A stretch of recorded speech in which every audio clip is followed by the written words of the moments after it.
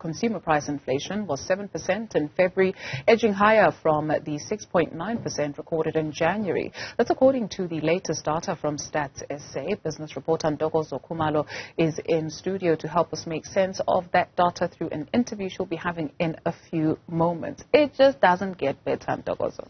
Good afternoon, Tutu. Indeed, it doesn't get better. More bad news for South Africans.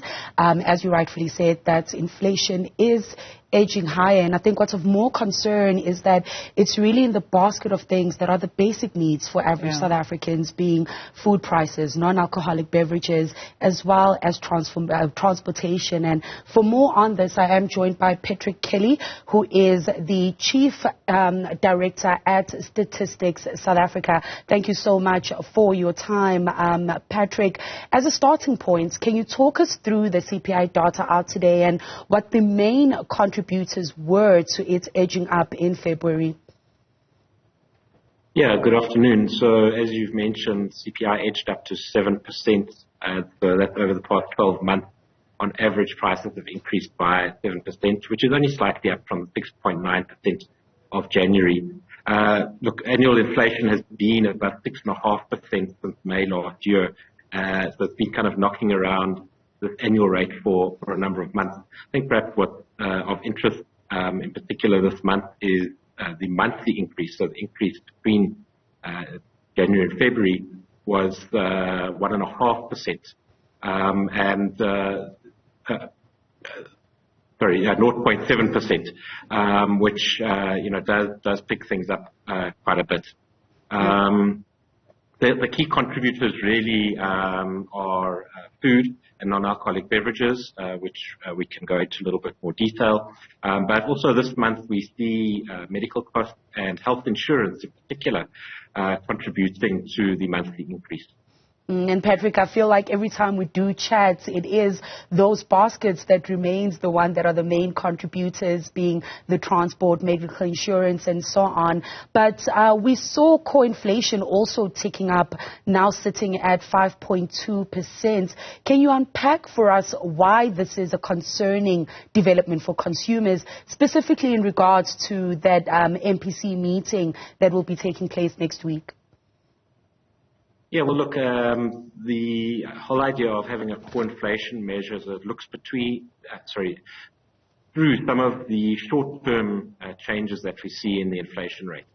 So particularly by excluding things like food and fuel, which are typically volatile on a month-to-month basis, you get a longer-term view of inflation trajectory.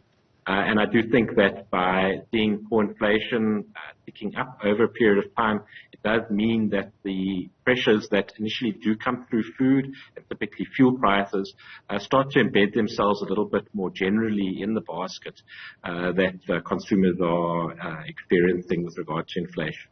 And Patrick, how much of this jump in inflation can be put on load shedding? Yeah, we don't really have an idea of that, to be quite honest. The inflationary pressures have been picking up since the beginning of last year. After a dip through COVID, the load shedding probably has been going on in one form or another since 2010. It's really difficult to say specifically what the impact is on consumer prices. And let's circle back just to your first answer around those contributors. Can we dig a little bit deeper into what shifts we were seeing in food and beverages and so on that helped that inflation tick up in February? Yeah, so look, I think that food and non-alcoholic beverages inflation is reaching quite alarming levels. So that got up to 13.6%. This is the highest rate that we've recorded since April 2009. That's kind of more than 10 years. And in particular, you did refer earlier to kind of the key items that households purchase on a monthly basis. Food is obviously a key one of those, and within food, bread and cereals category is at 20.5%, which is really high, although it did drop a little bit from January. As really a key indicator, we see maize meal prices, which we know is the main staple in the country, at just under 35% increase over the last 12 months. So certainly for families that are consuming a lot of maize and that this is their main staple, this would really be hitting them quite significantly. We'd also see a big increase in meat inflation, so that's at 11.4%, reaching a high since February 2018. We also see dairy products at 12.3%, up from 10.9% in January. So, in a number of these categories, we are seeing quite big annual increases. Perhaps a bit of relief in a way is the oils and fats category. If we look back on inflation, say 18 months ago, we would have seen cooking oil and margarine really shooting out the light. This has actually really slowed down and actually declined month to month. And our annual increase for this category is now 16.7%. Patrick, thank you for those insights. Let's leave it there for now. Of course, that was Patrick Kelly, who is the Chief Director at Statistics South Africa.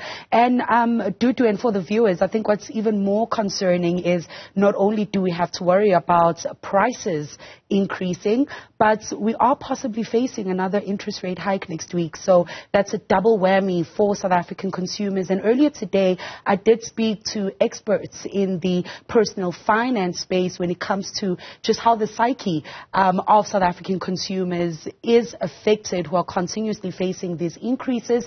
And let's take a listen at what Bomikazi Zeka, who is the Assistant Professor in Finance and Financial Planning at the University of Canterbury in Australia, had to say in that regard. Positive financial behaviors and habits in place becomes paramount. Things as simple as setting a budget and sticking to it.